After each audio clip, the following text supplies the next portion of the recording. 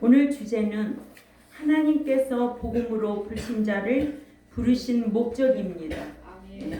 하나님께서는 그 목적을 세워주시고 이루기 위해서 우리를 불러주셨다는 거예요.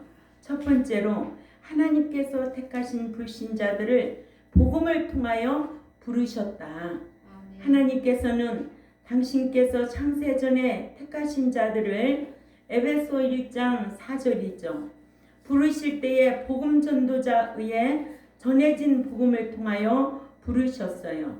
이를 로마서 10장 13절에서 17절 말씀에 보면 복음을 전파하는 자가 없으면 복음을 들을 수가 없고 복음을 듣지 못하면 예수 그리스도를 믿을 수가 없고 또 예수 그리스도를 믿지 못하면 시인할 수가 없고 시인하지 아니하면 구원을 소유할 수가 없기 때문에 하나님께서는 전도자를 보내셔서 전파하게 하셨다고 하셨습니다.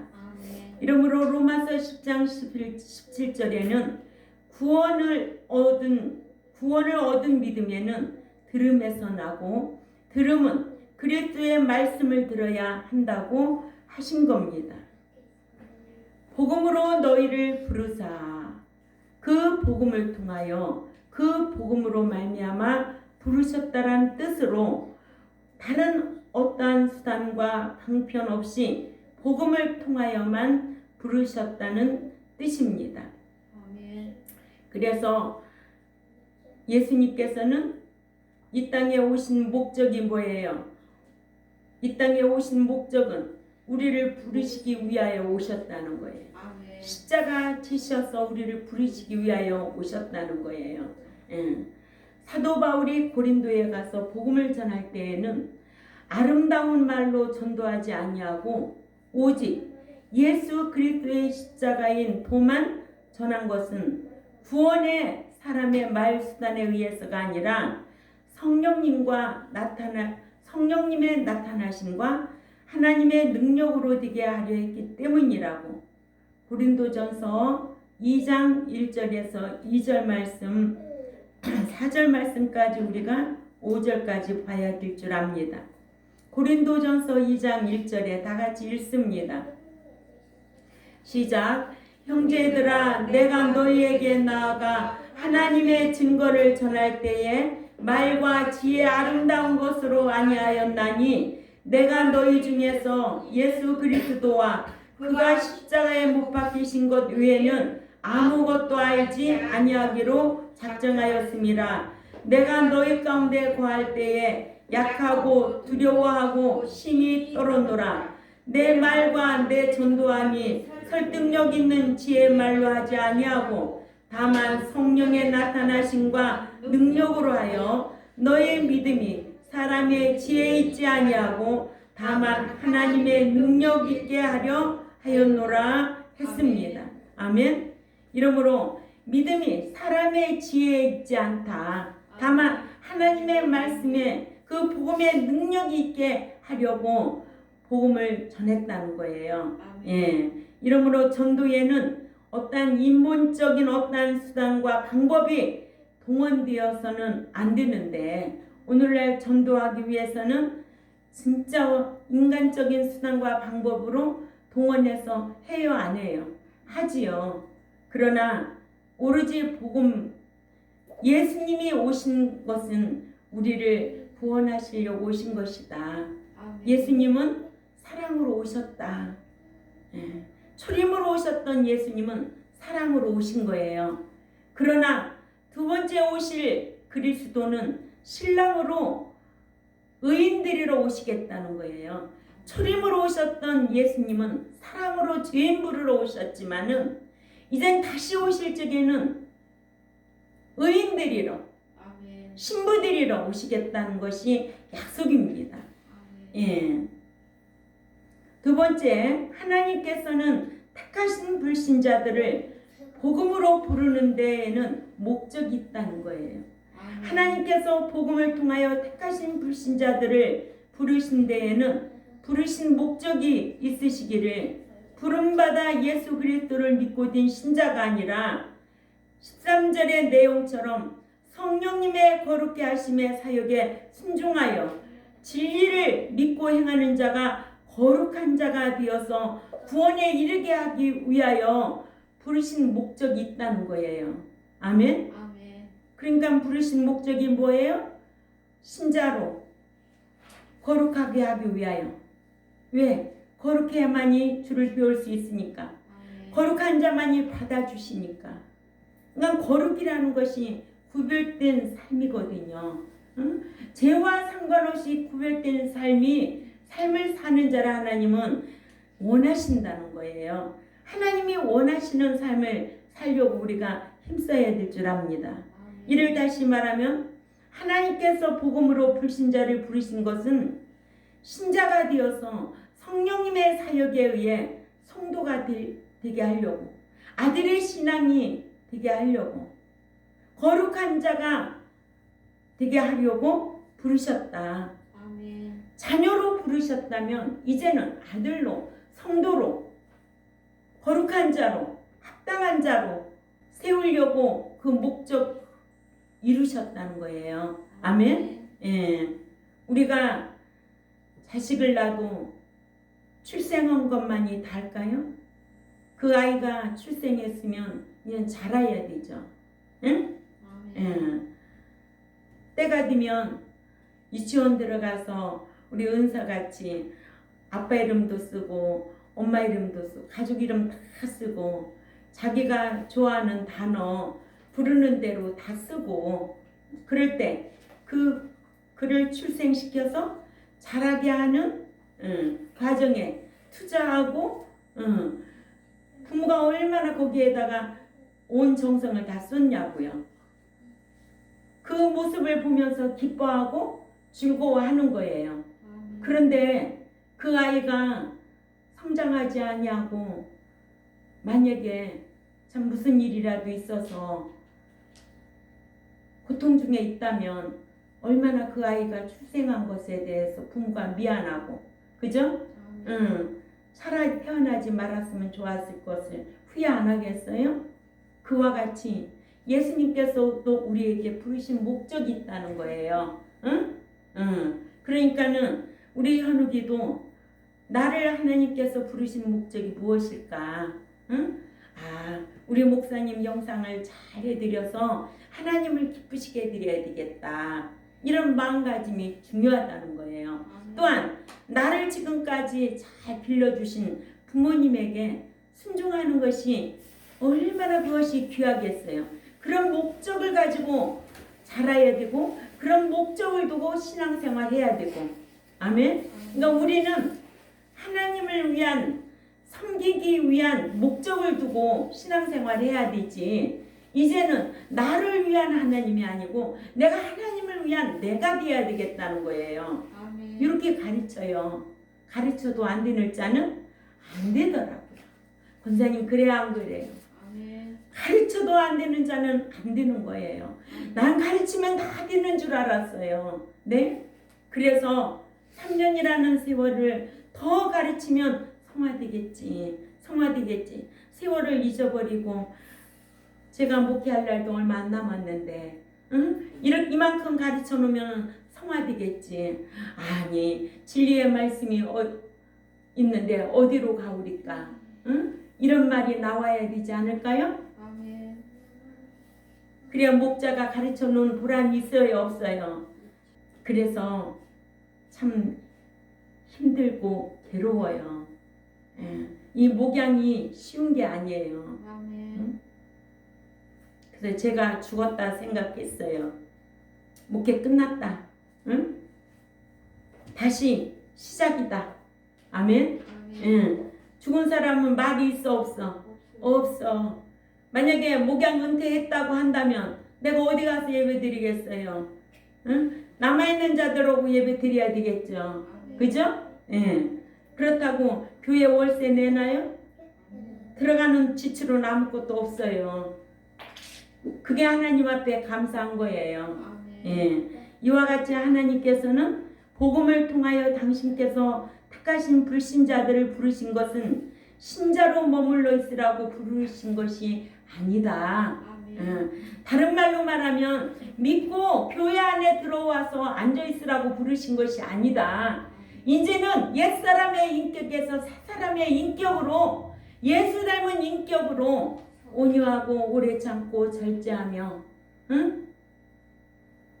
이런 신앙의 인격으로 갈라디아서 5장 22절에 9가지 열매를 맺을 인격으로 자라라는 거예요. 아멘.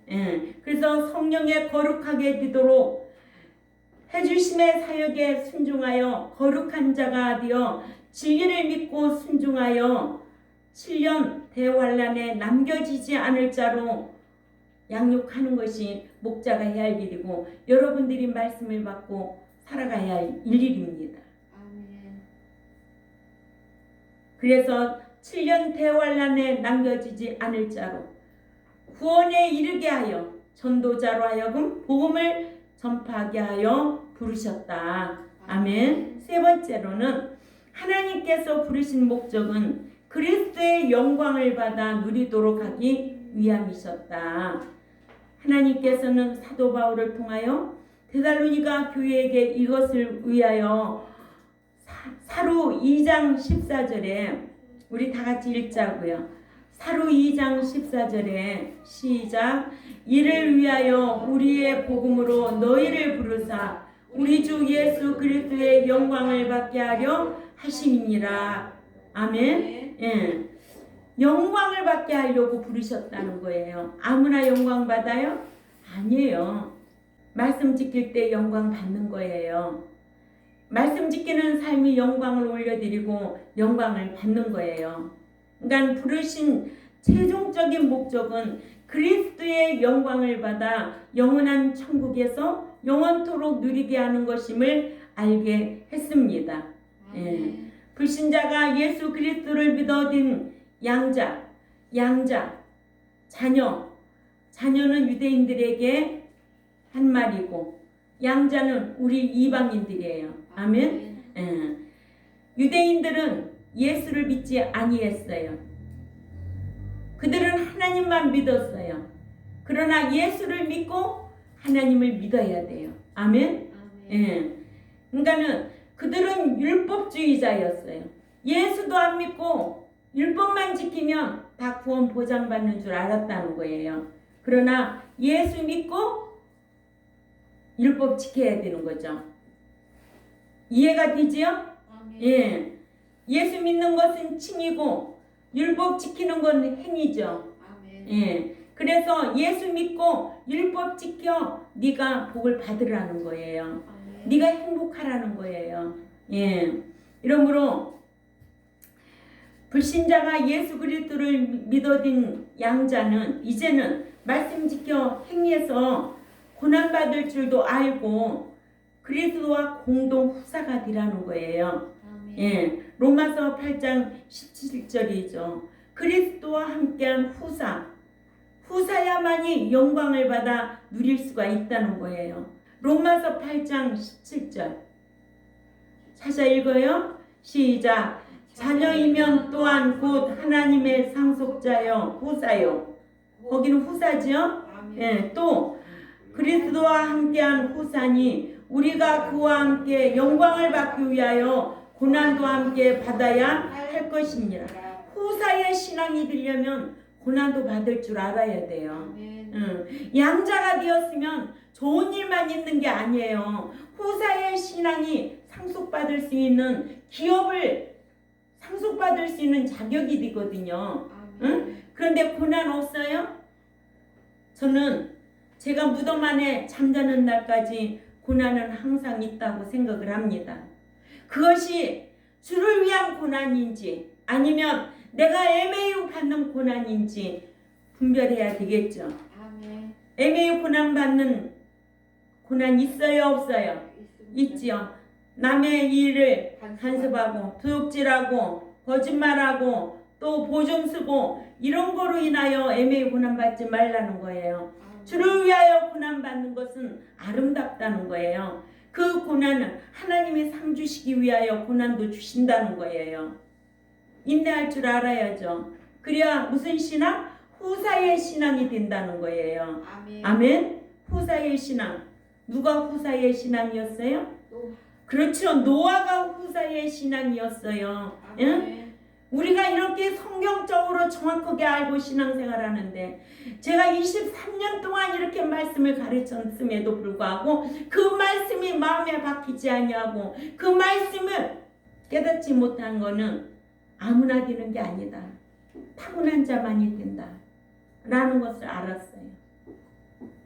18절 또 있습니다. 시작. 생각컨대 현재의 고난은 장차 우리에게 나타날 영광과 비교할 수가 없도다. 아멘. 예. 지금 우리가 진리 지키기 위하여 고난 받습니까?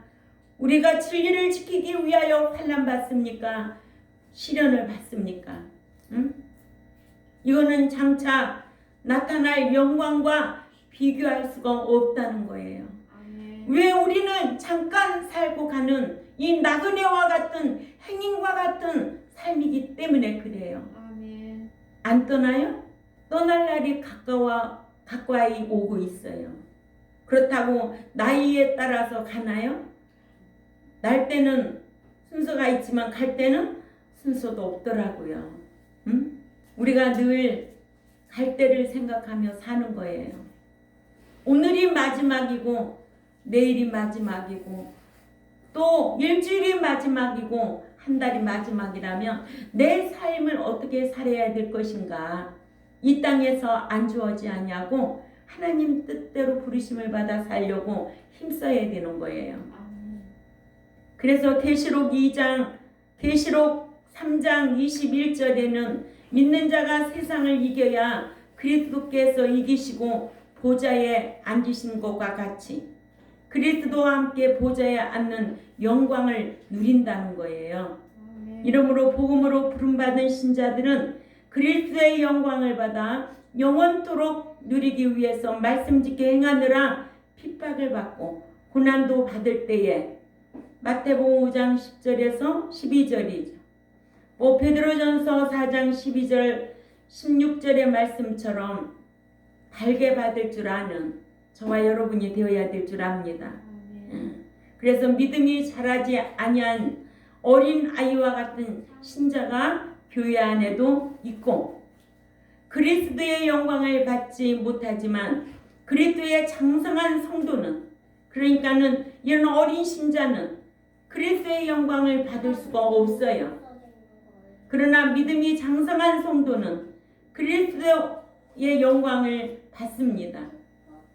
이같이 불신자가 복음을 듣고 예수 그리스도를 자신의 구속주로 믿어서 신자가 되었다고 해서 그리스도의 영광을 받는 것이 아니다.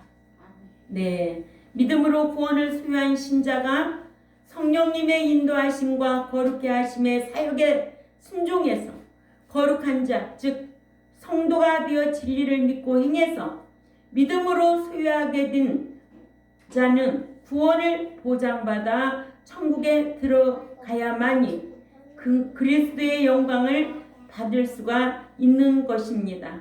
그렇지 않고 마음으로만 그리스도를 시인하여 든 신자는 그리스도를 삶으로 시인한 성도나 주를 목숨으로 주를 시인한 순교자가 아니면 이런 자들은 보상과 영광을 받지 못합니다. 그러니까 마음으로 그리스도를 시인한 자, 자녀, 삶으로 주를 시인한 성도, 주를 목숨으로 시인한 순교자, 이런 자들이 영광받고 보상받고 상받죠. 계시록 11장 18절이죠. 그래서 성경에는 믿음이 성장하는 면에는 호칭이 다 다르게 되어 있습니다. 그러니까 교회 안에도 호칭이 다 달라야 돼. 신자야가 있냐? 성도가 있냐? 아들의 신앙인지? 진짜 제자의 신앙인지? 순교자의 신앙인지? 아멘? 그리스도를 마음으로 시인한 자를 신자라고 해요. 신자. 헬라어로 피스토스라고 하는데 로마서 10장 9절을 우리 읽어보자. 로마서 9장 10절에 시작.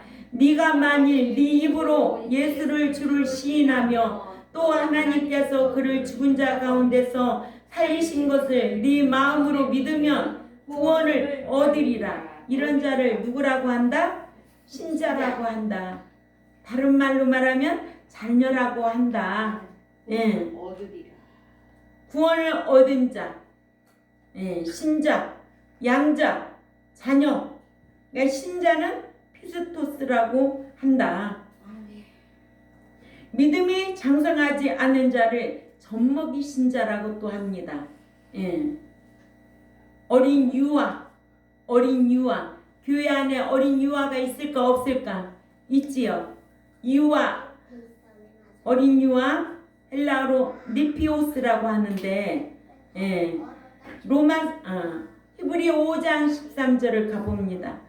히브리 5장 13절에 시작. 이는 젖을 먹는 자마다 어린아이니 의의 말씀을 경험하지 못한 자요. 어떤 의의 말씀?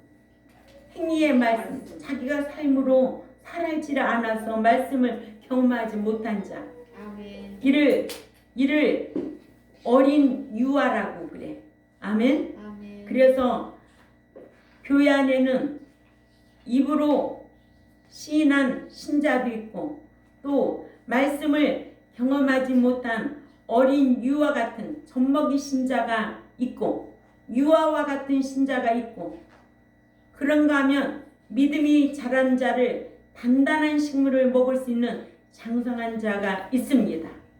장성한 자.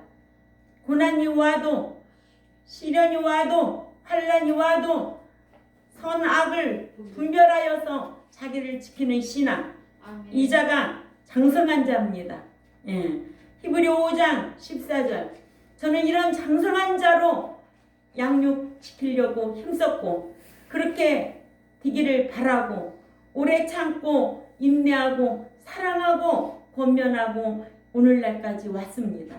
예. 하나님 앞에 난 그런 건 부끄러울 것이 없다고 저는 생각을 합니다. 왜 숫자를 바라보지 아니하고 제가 그러잖아요. 숫자를 다 사람 비율을 맞췄다면 내가 교회를 몇 번을 졌을 것이다. 응? 지금까지 말씀이 어떻다? 말씀에 불순종하고 나간 자는 나는 내 핸드폰에 이름을 지워버려요. 먼 훗날 나한테 와서 밥 사준다고 밥 먹자고 난 그런 밥 안 먹어요. 철저하게 나는 그렇게 진리라면은 진리 떠나면 하나님과의 원수관계예요. 아멘? 원수관계를 왜 내가 사랑해야 되고 내가 왜 희생해야 되는 거예요? 응? 히브리 5장 14절에 읽습니다. 시작. 단단한 음식은 장성한 자의 것이니 그들은 지각을 사용함으로 연단을 받아 선과 악을 분별하는 자들이니라. 아멘. 장성한 자의 신앙이 되려고 힘쓰시기를 바랍니다. 아멘. 어떤 고난이 와도 환난이 와도 오래 참고 기도하며 장성한 신앙의 성도가 되려고 힘써야 되지. 아멘. 늘 요동하고 어린 신자같이 유아와 같이. 유아는 뭐예요? 의의 말씀을 경험하지 못한 자고 신자는 입으로만 주여 했던 신자예요. 아멘. 우리는 삶으로 시인하는 성도의 신앙이 되어야 될 줄 압니다. 그래서 그리스도를 마음에 영접한 자는 천국에 가서 유업을 받을 수 없는 자를 하나님이 하나님의 자녀라고 그랬어요. 요한복음 1장 12절에 읽어보세요. 요한복음 1장 12절에 이런 말씀을 유업을 받을 수 없는 자 하나님의 자녀. 요한복음 1장 12절 읽습니다. 시작. 영접하는 자 곧 그 이름을 믿는 자들에게는 하나님의 자녀가 되는 권세를 주셨으니. 아멘. 수신자가 누구예요? 유대인이에요. 아멘. 유대인들은 예수를 믿지 아니했어요. 그래서 요한복음 1장 1절 또 읽어보세요. 요한복음 1장 11절 집에 가서 한번 읽어보세요. 연결이 되지. 이렇게 하나님의 자녀, 헬라로 테크논이죠. 테크노. 그러나 말씀짓게 행하여 하나님의 유업을 이을 수 있는 자격을 갖춘 자를 하나님의 아들이라고 그러는 거예요. 아멘. 아멘. 자녀의 신앙이 있는가 하면 아들의 신앙이 있어요. 마태복음 5장 9절을 찾아가 읽습니다. 마태복음 5장 9절에 화평케 하는 자는 복을 받나니 그들이 하나님의 아들이라 일컬음을 받을 것이요. 아멘. 예. 하나님의 아들의 신앙은 화평케 하는 자, 분쟁을 일으키는 자가 아니라 화평케 하는 자. 그러니까는 얼마나 말씀의 가치를 모르면 신자에서 어린 유아의 신앙에서 머물고 있었는가. 이제는 아들의 신앙에서 화평케 하는 자가 복을 받나니 그들이 하나님의 아들이라 일컬음을 받을 것이며 하나님의 양자의 영을 받아 하나님을 아버지라 부르는 자를 하나님의 양자라고 해요. 아멘. 아멘. 자녀는 테크논이라고 한다면 아들은 히오스, 하나님의 양자는 헤오데시아라고 합니다. 그러니까 성령님의 사역 따라 그리스도와 함께 고난을 받아 그리스도와 함께 영광을 받을 자를 아들의 신앙, 후사의 신앙. 아멘. 아멘. 예. 디도서 3장 6절에서 7절 읽습니다. 시작. 우리 구주 예수 그리스도로 말미암아 우리에게 그 성령을 풍성히 부어주사 우리로 그의 은혜를 힘입어 행위롭다 하심을 얻어 영생의 소망을 따라 후사가 되게 하려 하심이니라. 아멘. 아멘. 예. 하나님의 후사 클레로노모스예요. 목자가 공부하지 아니하면 연구하지 아니하면 어떻게 백성들을 성경을 가르칠 수 있겠느냐는 거예요. 누차례 얘기했지만은 예비와 준비는 반드시 다릅니다. 하나님의 뜻하면 불린지 아니면은 델레만지 여러분들은 배워서 압니다. 복하면 영적인 복 율로기온지 아니면 받는 복 마카리오스인지 이 모든 것은 목자가 원어 성경을 보고 잘 배워서 가르치라고. 아멘. 그 뜻을 풀어서 내가 그 뜻대로 하나님 앞에 기쁘시게 해드린 그 뜻 딜레마. 그래서 로마서 8장 17절 또 읽습니다. 시작. 또한 상속자 곧 하나님의 상속자요 그리스도와 함께한 상속자니 우리 그와 함께 영광을 받기 위하여 고난도 함께 받아야 할 것이니라. 그래요. 제 또 성경에는 자녀이면 또 후사요 곧 하나님의 후사요 그리스도와 함께한 후사니 우리가 그와 함께 영광도 받기 위하여 고난도 함께 받아야 할 것이니라. 그러니까 후사의 신앙은 고난도 함께 받을 줄 아는 자가 후사의 신앙으로 성장한 거예요. 아멘. 그리스도를 삶으로 시인하여 하늘나라에 가서 상을 받을 수 있는 자 누굴까요, 권사님? 성도 하기오스. 아멘. 계시록 11장 18절이라고 하지요. 아멘. 그러니까 우리는 믿는 자의 신앙에 등급이 다 있음을 성경을 통해서 이렇게 가르쳐 주고 있잖아요. 아멘. 자녀, 양자, 신자, 또 이제 그들은 유업이 없어. 그러나 아들의 신앙, 후사의 신앙, 성도의 신앙, 제자의 신앙, 순교자의 신앙 이거 다 가르쳤어요. 아멘. 맨날 어린 말씀을 경험하지 못해서 어린 신자에서 머물고 있으면서 헷갈리는 소리하고 헛소리하고 엄한 데 찾고 돌아다녀요? 응? 계시록 11장 18절 상 받을 수 있는 자 한번 읽어볼까요? 시작. 이방들이 분노하며 주의 진노가 내려 죽은 자를 심판하시며 종 선지자들과 성도들과 또 작은 자든지 큰 자든지 주의 이름을 경외하는 자들에게 상 주시며 또 땅을 망하게 하는 자들을 멸망시킬 때로소이다 하더라. 아멘. 상 상 주실 자 자격이 다 다르다는 거예요. 성도의 신. 예. 또 자기를 부인하고 모든 것을 포기하고 십자가를 진 신앙, 천년왕국의 보좌에 앉아서 12지파 심판을 할 수 있는 권세를 받을 수 있는 자, 이런 자가 제자거든요. 아멘. 제자의 신앙, 마데테스라고 그래요. 제자의 신앙, 아멘. 후사의 신앙, 자녀의 신앙, 아들의 신앙은 휴스예요. 아멘. 이런 원어로 이렇게 공부를 해서 제가 23년 동안 공부를 해서 이렇게 또박 가르쳐요. 모르면 목자한테 물어야죠. 응? 이 뜻이 무엇입니까? 물어야죠. 아멘. 아멘? 그러면 선생도 모르면 배워서 가르쳐야 되고